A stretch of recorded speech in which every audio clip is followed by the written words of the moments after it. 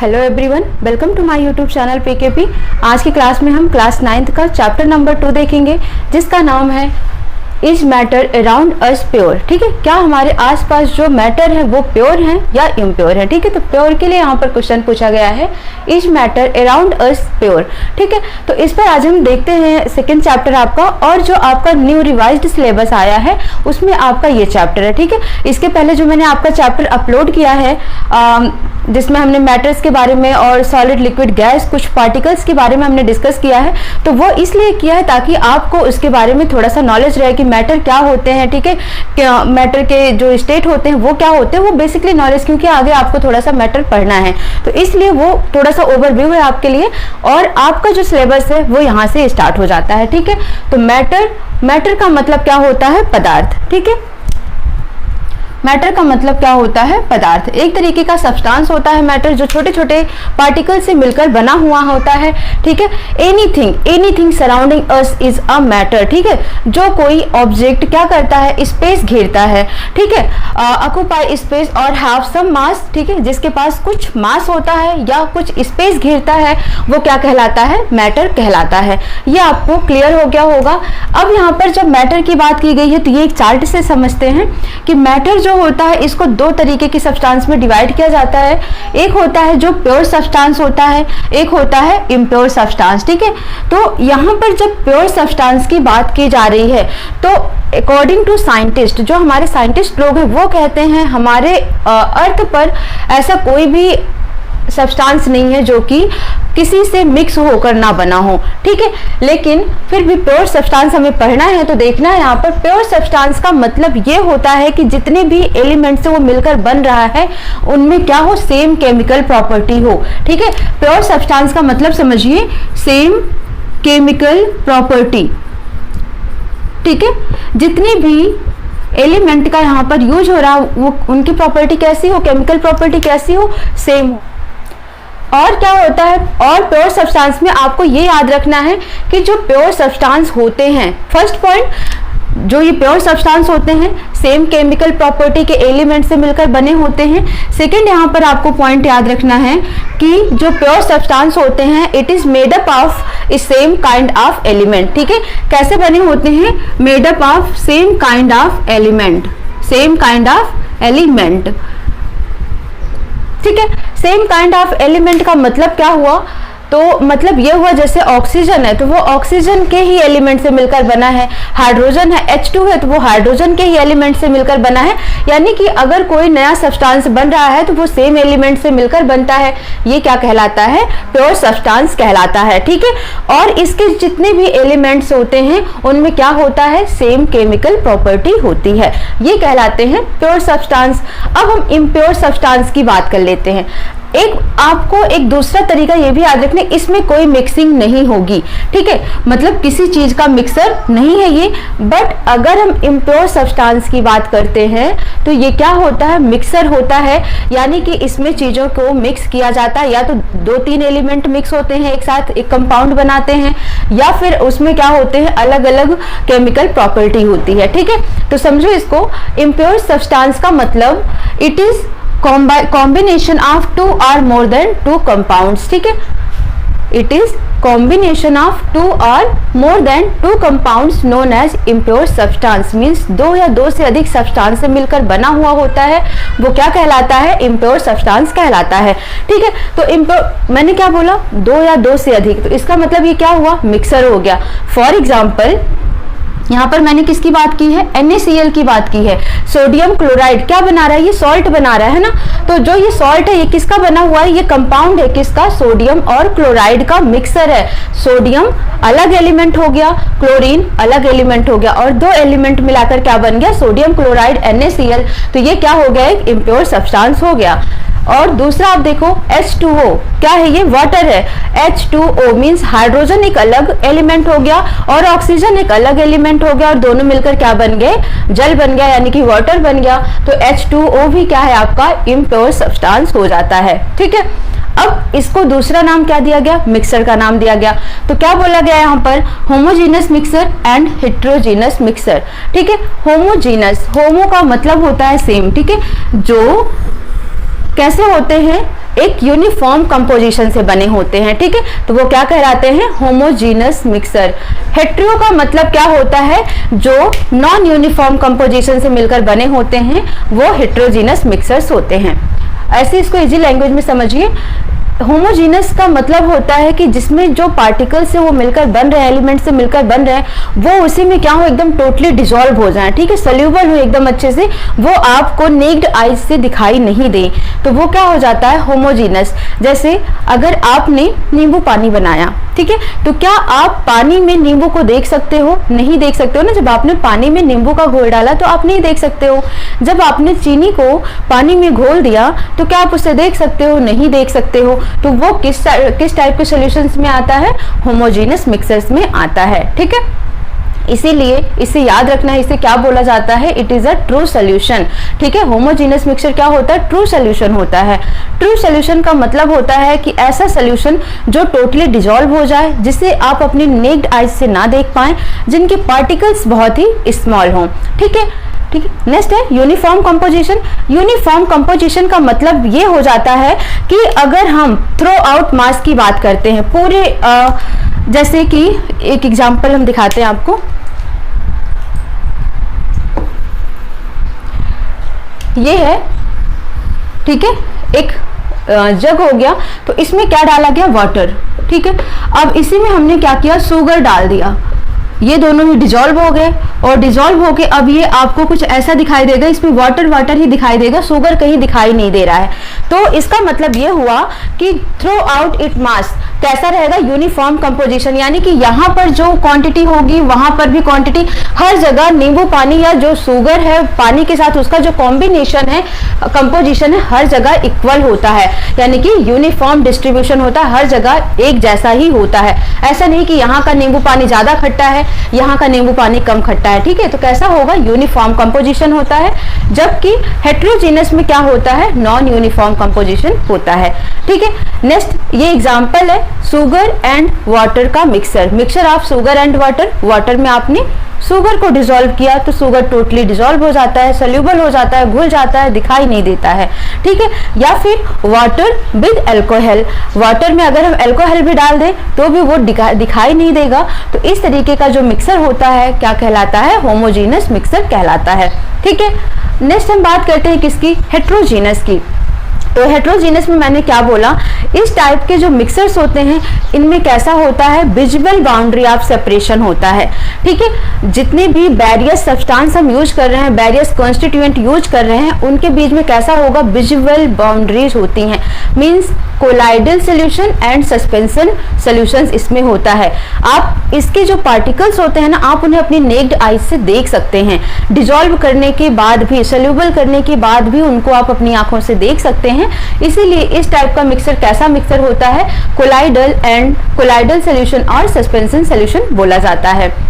इनका जो डिस्ट्रीब्यूशन होता है थ्रू आउट द मास कैसा होता है, नॉन यूनिफॉर्म होता है, कहीं पर ज्यादा और कहीं पर कम। जैसे इसी में देखिए, अगर ये वाटर और सैंड का कॉम्बिनेशन दिखाया जाए कि ये वाटर है, ठीक है, ये वाटर है, और वाटर में क्या डाल दिया गया, सैंड डाल दिया गया, रेत डाल दी गई, बालू डाल दी गई। तो बालू क्या होता है, डिसॉल्व तो होगा नहीं वाटर के साथ, तो ये क्या होगा, नीचे आकर जो बर्तन होता है, कंटेनर होता है, उसके सरफेस पर आकर ये जमा हो जाता है। तो यहाँ पर पानी कुछ दूसरी तरीके से होगा, उसके और नीचे का वाटर कुछ दूसरे तरीके से होगा, यहाँ दूसरा। तो आप क्या देखोगे, यहाँ पर नॉन यूनिफॉर्म कंपोजिशन दिखाया जाता है आपको, ठीक है। ये भी आपको क्लियर हो गया होगा। नेक्स्ट है एग्जाम्पल की अगर हम बात करते हैं तो सैंड एंड शुगर, यानी कि अगर हम वाटर के साथ किसका सोल्यूशन कर रहे हैं, सैंड का, या फिर बालू और शुगर का सोल्यूशन निकाल रहे हैं, तो भी कैसा हुआ, वो भी आपका इम्प्योर सब्सटेंस माना जाता है, यानी कि हेट्रोजीनस मिक्सर का एग्जांपल कहलाता है, ठीक है। ऐसे ही अगर हम वाटर में वाटर एंड सैंड का मिक्सचर, ठीक है, या फिर वाटर एंड ऑयल का मिक्सर। अब वाटर है, ठीक है, वाटर में अगर आप ऑयल डालते हो तो वो उसके साथ मिलता नहीं है। तो हेट्रोजीनस मिक्सर को एक इजी लैंग्वेज में अगर बोला जाए तो ऐसे सब्सटेंस, ऐसे मिश्रण जो कभी एक दूसरे के साथ डिसॉल्व ही नहीं होते हैं, सेपरेट ही रहते हैं, ठीक है, वो हेट्रोजीनस मिक्सर कहलाते हैं, ठीक है। अब आपने वाटर लिया, वाटर में ऑयल डाला, पानी में आपने तेल डाला, तेल ऊपर ही तैर रहा है, तेल नीचे नहीं जा रहा है, तो वो किस टाइप का मिक्सर हो गया? तो आप बोलोगे हेट्रोजीनियस मिक्सर है। तो आई होप आपको इम्प्योर सब्सटेंस का ये दोनों पॉइंट अच्छे से क्लियर हो गया होगा। नेक्स्ट हम बात करते हैं प्योर सब्सटेंस की।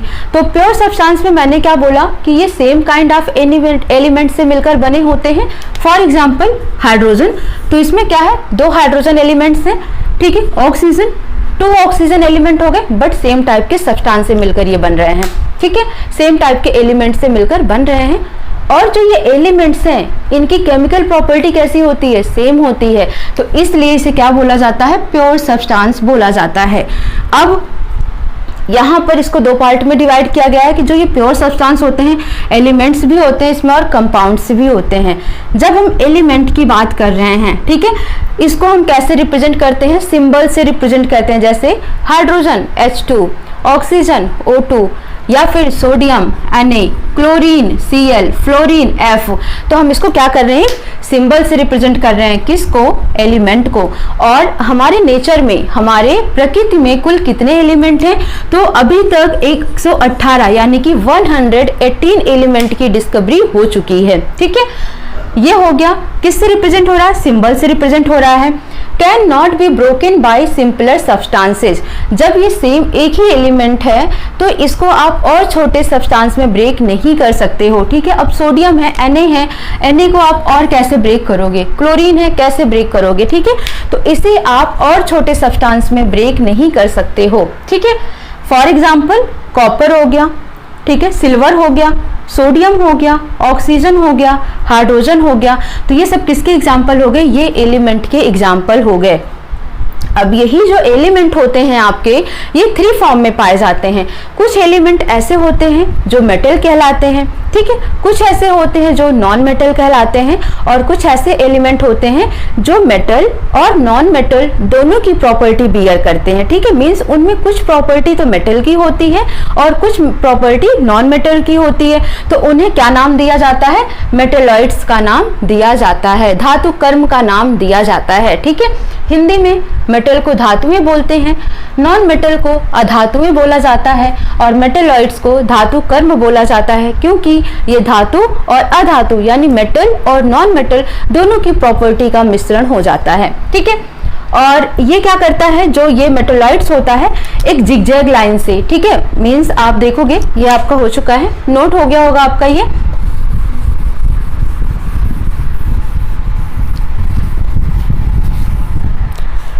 ठीक है, जो भी पीरियोडिक टेबल होता है, पीरियोडिक टेबल होता है, इसको हम डिटेल में पढ़ेंगे, अभी नहीं पढ़ेंगे, ठीक है। पीरियोडिक टेबल में जो लेफ्ट साइड है ये एक जिगजैग लाइन जा रही होती है, यही क्या होते हैं? आपके मेटेलॉइड्स कहलाते हैं, ठीक है। मेटेलॉइड्स कहलाते हैं। और इसके इधर जो भी होता है वो सारा क्या होता है? मेटल होता है। और जिगजैग के जो राइट में होता है वो क्या होता है? नॉन मेटल होता है, ठीक है। तो ये भी याद रखना है कि किस लाइन से होता रिप्रेजेंट किया जाता है? जिगजैग लाइन से रिप्रेजेंट किया जाता है मेटेलॉइड्स, ठीक है। अभी हम इसकी प्रॉपर्टीज देखेंगे अच्छे से, इसके पहले हम और चीजें देख लेते हैं। तो एलिमेंट आपको समझ आ गया कि इसको हम सिंबल से रिप्रेजेंट करते हैं, इसको और हम ब्रोक नहीं कर सकते हैं। फर्दर हम इसे क्लासिफाई करें तो 3 टाइप्स के एलिमेंट हो जाते हैं, metal, non metal and metalloids. अब हम बात करते हैं किसकी? कंपाउंड्स की। कंपाउंड मीन्स ही समझ आ रहा होगा, कंपाउंड का मतलब कंपाउंड, यौगिक, जो 2 से ज्यादा चीजें हों, ठीक है। Have fixed composition. कंपाउंड का मतलब है सेम टाइप के ही एलिमेंट से बनेंगे ये, बट इनका जो कंपोजिशन होगा वो फिक्स क्वांटिटी में होगा, फिक्स रेशियो में होगा, ठीक है। Can be broken down into its constituent by chemical reactions और इलेक्ट्रोकेमिकल रिएक्शंस, ठीक है। और इलेक्ट्रोकेमिकल रिएक्शन मीन्स जो इनके सब्सटेंसेज होते हैं, ठीक है, इनको इनके कॉन्स्टिट्यूएंट्स जो होते हैं इनको आप छोटे छोटे सब्सटेंस में ब्रेक कर सकते हो। किसके थ्रू ब्रेक कर सकते हो आप इन्हें? केमिकल रिएक्शंस कराकर या फिर इलेक्ट्रोकेमिकल रिएक्शंस कराकर आप इन सब्सटेंस को ब्रेक कर सकते हो छोटे छोटे सब्सटेंसेज में, ठीक है। फॉर एग्जांपल कंपाउंड की अगर हम बात करते हैं, वाटर H2O, तो ये भी क्या है? दो एलिमेंट का मिश्रण हुआ, ठीक है, हाइड्रोजन और ऑक्सीजन, दो एलिमेंट का मिक्सचर हुआ। बट यहाँ पर क्या बोला जा रहा है कि प्योर सब्सटेंस होते हैं तो सेम केमिकल प्रॉपर्टी होती है। हाइड्रोजन और ऑक्सीजन दोनों ही क्या मानी जाती हैं? गैसें मानी जाती हैं, ठीक है। तो इनसे क्या बन रहा है? वाटर बन रहा है। क्या बोला गया? ये फिक्स कंपोजिशन में बनते हैं, इनका एक फिक्स कंपोजिशन होता है। तो हाइड्रोजन का 2 और ऑक्सीजन का 1, तो ये किस कंपोजिशन में बन रहा है? 2:1 के कंपोजिशन में बनते हैं। या फिर अगर हम इनको मास के अकॉर्डिंग देखते हैं, ठीक है, तो हाइड्रोजन का मास कितना होगा? 1, 2 × 1, और ऑक्सीजन का मास कितना होता है? 8, तो यहाँ पर 8 है, ठीक है। तो 2:8 कट करो आप 1:4 के रेशियो में ये क्या हो रहे हैं? मिक्स हो रहे हैं, ठीक है। अगर मास के अकॉर्डिंग देखा जाए तो, एलिमेंट के अकॉर्डिंग देखा जाए तो 2:1 के, ठीक है। तो इस तरीके से इनका क्या होता है? फिक्स कंपोजिशन होता है। सॉल्ट की अगर हम बात करते हैं तो NaCl, एक एक कंपोजिशन दोनों का मिलकर बन रहा है, ठीक है। तो इस तरीके से कंपाउंड्स आपको अच्छे से समझ आ गया होगा। ये भी क्या होता है? एक तरीके का मिश्रण होता है, बट एलिमेंट्स इसमें कैसे होते हैं? एलिमेंट का कंपोजिशन कैसा होता है? फिक्स होता है, ठीक है। तो ये बात हो गई कंपाउंड्स की। अब हमें क्या देखना है? Metal, non metal and metalloids. ये आपका, ठीक है, आपने इतना नोट कर लिया होगा, प्योर सब्सटेंस और इम्प्योर सब्सटेंस अच्छे से आपने इन्हें पढ़ लिया है, ठीक है। तो मेटल और नॉन मेटल मेटलॉइड्स पढ़ने से पहले हमें क्या समझना है? हम इतनी देर से बात कर रहे हैं किसकी? सोल्यूशन की कि डिजॉल्व हो जाता है, सॉल्व हो जाता है उसी में, ठीक है, सॉल्यूट हो जाता है। तो ये चीजें हमें समझनी है कि ये जो सोल्यूशन है ये है क्या। तो सबसे पहले हम क्या देखेंगे? सोल्यूशन क्या होता है। तो जब हम सॉल्यूशन की बात करते हैं तो सॉल्यूशंस का मतलब क्या होता है? ये क्या है? एक तरीके का होमोजीनस मिक्सचर है 2 और मोर देन 2 सब्सटेंसेस का। तो क्या लिखोगे सॉल्यूशंस के बारे में? पहले डिफिनेशंस लिख लो। It is a homogeneous mixture, homogeneous mixture of 2 और मोर देन 2 सब्सटेंसेस, ठीक है, मोर देन 2 सब्सटेंसेस, ठीक है। तो सॉल्यूशंस क्या होता है? It is a homogeneous mixture of 2 और मोर देन 2 सब्सटेंसेस, ठीक है। एग्जांपल अगर हम लेते हैं तो एग्जांपल क्या हो जाएगा? नींबू पानी, ठीक है, जो लेमन जूस होता है, नींबू पानी, एंड सोडा वाटर, ठीक है। तो ये क्या हो गए? एग्जाम्पल हो गए किसके? सॉल्यूशंस के। नींबू पानी में वाटर एंड लेमन का मिक्सर हो रहा है, मिक्सर ऑफ लेमन, या फिर आप सोडा वाटर की बात करते हैं, ठीक है। तो लेमन वाटर और जो सोडा वाटर हो गया, ये किसका एग्जाम्पल हो गया? सॉल्यूशंस का एग्जाम्पल हो गया। अब यहाँ पर आपको 2 चीजें दिख रही हैं, नींबू पानी या फिर लेमन वाटर, सोडा वाटर। तो वाटर भी दिख रहा है, सोडो भी दिख रहा है, यहाँ पर वाटर दिख रहा है और लेमन भी दिख रहा है। इसका मतलब 2 चीजों से कंबाइन हो रहा है ना। तो इसको आप जब देखोगे सॉल्यूशन को तो इसके 2 पार्ट होते हैं, ठीक है। 2 पार्ट कौन कौन से? एक होता है सॉल्यूट और एक होता है सॉल्वेंट। जो ये सॉल्यूट होता है ना, ये होता है स्मॉल क्वांटिटी वाला। जैसे अगर हम शुगर वाटर की बात करते हैं तो वाटर में शुगर को डिसॉल्व कर रहे हैं, तो शुगर क्या होता है? स्मॉल क्वांटिटी में होता है, और वाटर क्या होता है? मैक्सिमम क्वांटिटी में होता है। तो सॉल्यूट का मतलब क्या हो गया? स्मॉल क्वांटिटी या स्मॉल अमाउंट लिख लेते हैं, ठीक है, स्मॉल अमाउंट में जो होता है। और सॉल्वेंट का मतलब जो मोर अमाउंट में होता है। तो सॉल्यूट और सॉल्वेंट आपको समझ आ गया होगा, ठीक है। फॉर एग्जांपल यहाँ पर शुगर हो गया, ठीक है, और यहाँ पर क्या हो गया? वाटर हो गया। तो जब शुगर वाटर हम बना रहे हैं तो वाटर में क्या कर रहे हैं? शुगर डालते हैं, तो शुगर कम मात्रा में जरूरत पड़ती है और पानी ज्यादा मात्रा में। तो ये हो गया। प्रॉपर डिफिनीशन आप लिख लो इसकी। सॉल्यूट की और सॉल्वेंट की हम प्रॉपर डिफिनीशन देख लेते हैं। ठीक है, तो हम सबसे पहले क्या देखते हैं, सॉल्यूट की डिफिनीशन देख लेते हैं। ठीक है, क्या होगा डिफिनीशन, नोट कर लीजिए आप लोग। The component of the solution that is dissolved in the solvent, ठीक है, in the solvent is called solute। ठीक है, तो सॉल्यूशंस का वो कंपोनेंट, क्योंकि जो सॉल्यूशन होता है उसके 2 कंपोनेंट्स होते हैं, एक होता है सॉल्यूट और एक होता है सॉल्वेंट।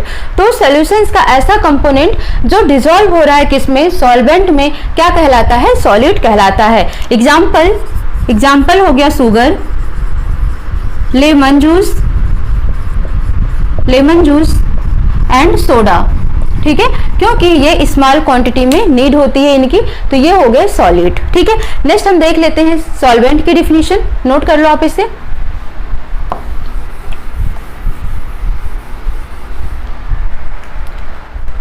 ठीक है, तो अब हम क्या देख लेते हैं, सॉल्यूशन देख लेते हैं। सॉल्यूट हो गया, नेक्स्ट है क्या, सॉल्वेंट, सेकेंड है सॉल्वेंट। तो इसमें हम क्या लिखेंगे definition, the component of the solutions that dissolve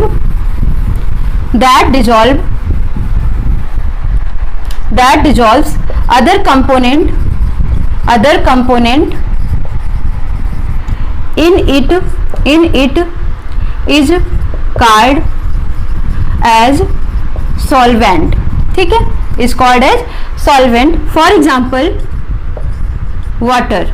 ठीक है, इसकी मात्रा कैसी होती है, मैक्सिमम होती है, मोर क्वांटिटी में इसकी रिक्वायरमेंट होती है, तो ये इसका एग्जांपल हो गया water. The component of solution that dissolves other component in it is called as solvent. ठीक है, तो ये सॉल्यूशंस के 2 पार्ट्स हो गए जो आपको अच्छे से समझना है। ठीक है, नेक्स्ट हम क्या देखेंगे इसमें, नेक्स्ट है हमारा टाइप ऑफ सॉल्यूशन। जो ये सॉल्यूशंस होते हैं ना, ये भी कितने प्रकार के होते हैं, 3 प्रकार के टाइप ऑफ सॉल्यूशन।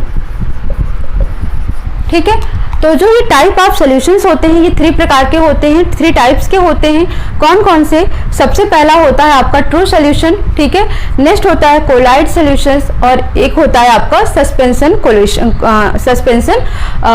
सॉल्यूशन। ठीक है, तो जो ये कोलाइड होता है, सस्पेंशन होता है और ट्रू होता है, तो ट्रू सॉल्यूशंस हम अपनी नेक्ड आइज से नहीं देख पाते हैं। ठीक है, स्मॉल पार्टिकल से मिलकर बने होते हैं, टोटली डिसॉल्व हो जाते हैं और कैसे होते हैं, ट्रांसपेरेंट होते हैं। ठीक है, तो देख लेते हैं हम उनकी डिफिनीशंस प्रॉपरली।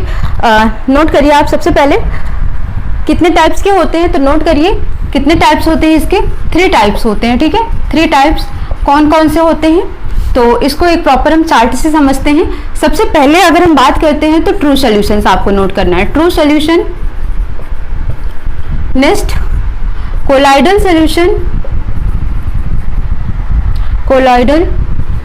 सॉल्यूशन और लास्ट या थर्ड है आपका सस्पेंशन सॉल्यूशन। ठीक है, तो इस तरीके से 3 टाइप्स के सॉल्यूशंस होते हैं। तो अब इनको हम डिटेल में देख लेते हैं। मैंने क्या बोला, जो ट्रू सॉल्यूशंस होते हैं आप इन्हें अपनी नेक्ड आइज से नहीं देखते हो, ये बहुत ही स्मॉलेस्ट पार्टिकल से मिलकर बने होते हैं। तो क्या लिखोगे आप यहाँ पर, size of solute particles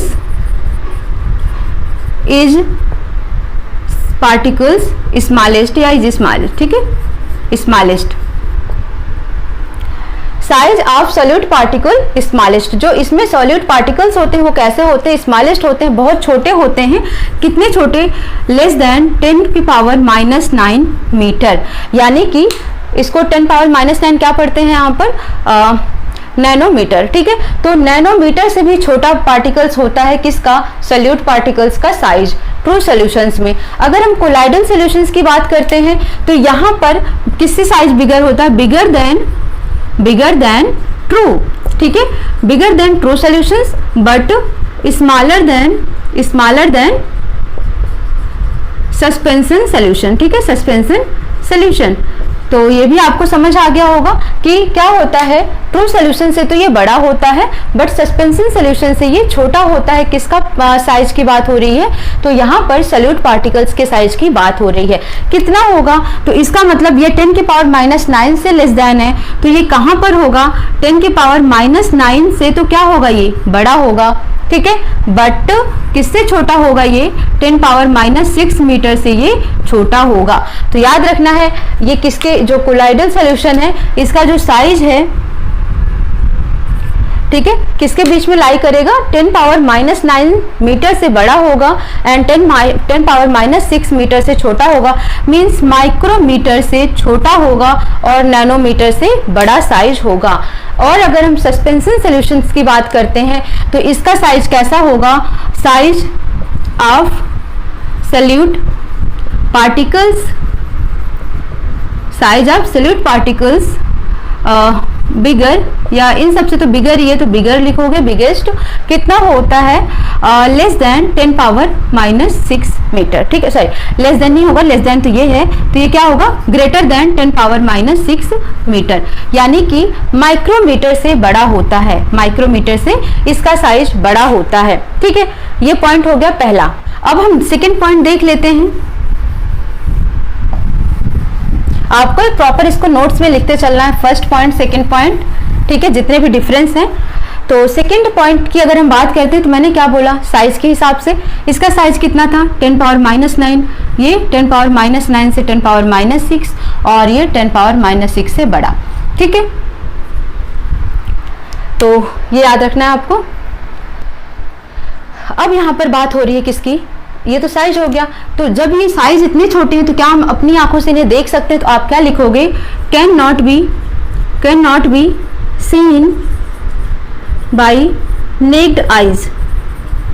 means हम अपनी खुली आंखों से, नॉर्मल ऐसे जो हमारी आंखें हैं ऐसे हम इसे नहीं देख सकते हैं, हमें किसकी जरूरत पड़ेगी, या फिर किसी माइक्रोस्कोप की जरूरत पड़ेगी इसको देखने के लिए, ठीक है। तो can not be seen by naked eyes, same यहाँ पर भी यही होगा, can not be seen by naked eyes, but यहाँ पर क्या लिखोगे, कैन बी सीन, ठीक है, can be seen by naked eyes, हम इन्हें अपनी आंखों से देख सकते हैं, नेक्ड आइज। क्लियर हुआ ये, तो ये चीजें हो गई। थर्ड, इसको ट्रू सॉल्यूशंस बोला गया कि ये टोटली डिसॉल्व हो रहा है, दैट मीन्स ये किस टाइप का मिक्सचर हुआ, तो ये कैसा मिक्सचर होगा, होमोजीनस मिक्सचर होगा। तो थर्ड डिफरेंस क्या है, it is a homogeneous mixture, homogeneous mixture होता है, ठीक है। और अगर हम कोलाइडल की बात करते हैं तो ये कैसा दिखता है, हमें होमोजीनस की तरह दिखता है, बट एक्चुअली क्या होता है, ये हेट्रोजीनस मिक्सचर होता है। तो क्या लिखोगे आप, सेम, आप लिखोगे इसको same like as homogeneous but actually heterogeneous mixture, ठीक है, हेट्रोजीनस मिक्सचर। तो देखने में कैसा लगता है, होमोजीनस की तरह, लेकिन एक्चुअल में क्या होता है, वो हेट्रोजीनस मिक्सचर होता है। और सस्पेंशन की बात करें तो क्या होगा, हेट्रोजीनस होता है, हेट्रोजीनस मिक्सचर होता है ये, ठीक है।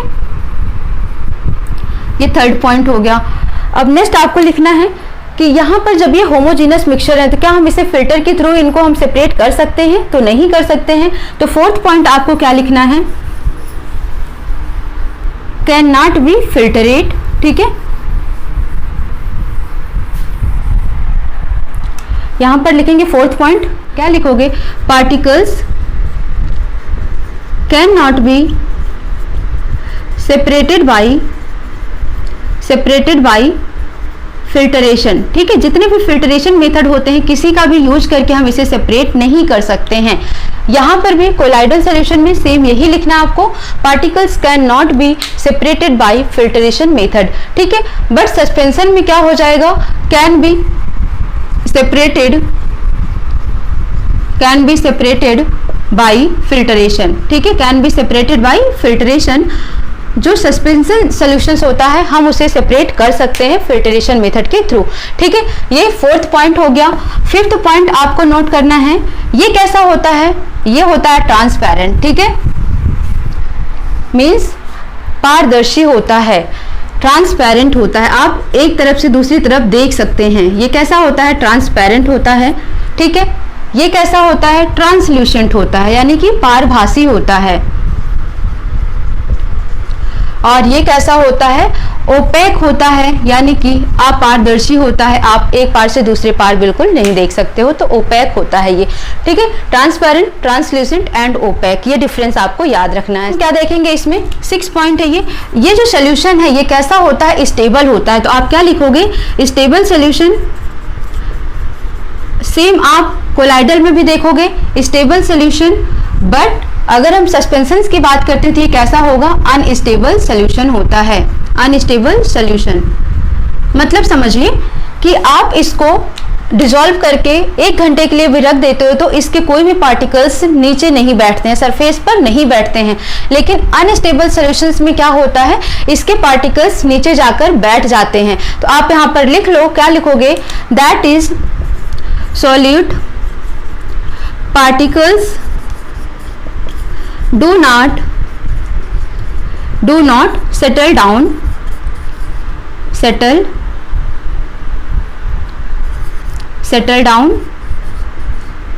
on keeping, ठीक है।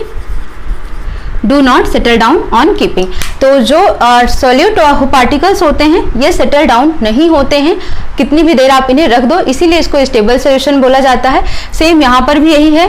बट अनस्टेबल में क्या है कि अगर हम पार्टिकल्स को रख देते हैं तो जो इसके सॉल्यूट है, सॉल्यूशंस में जो सॉल्यूट कंपोनेंट है ये क्या होता है? Solute can settle down on keeping, ठीक है। जब इसको थोड़ी देर के लिए रख दिया जाता है तो जो इसके सॉलिड पार्टिकल्स होते हैं वो क्या होते हैं? सरफेस पर सेटल हो जाते हैं। तो ये इसके टोटल 6 हो गए। अब 7th डिफरेंस हम देख लेते हैं तीनों के, ठीक है।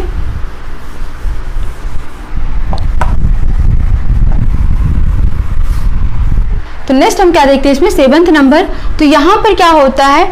ये टिंडल इफेक्ट को शो नहीं करते हैं, तो क्या लिखोगे? Do not show Tyndall effect, ठीक है। Do not show Tyndall effect है सो टिंडल इफेक्ट, ठीक है। और यहां पर आप क्या लिखोगे?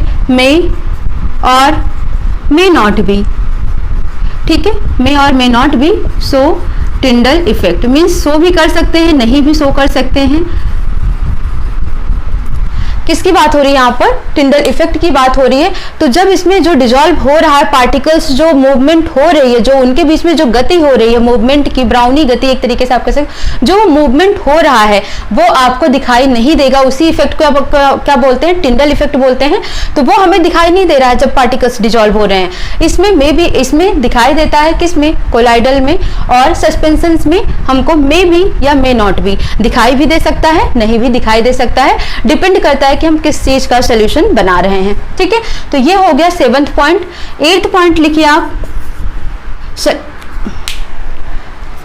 8th पॉइंट हम इसमें देख लेते हैं।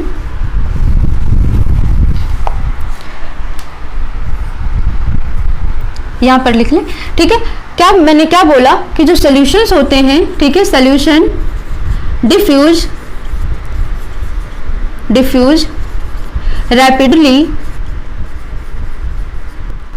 through filter paper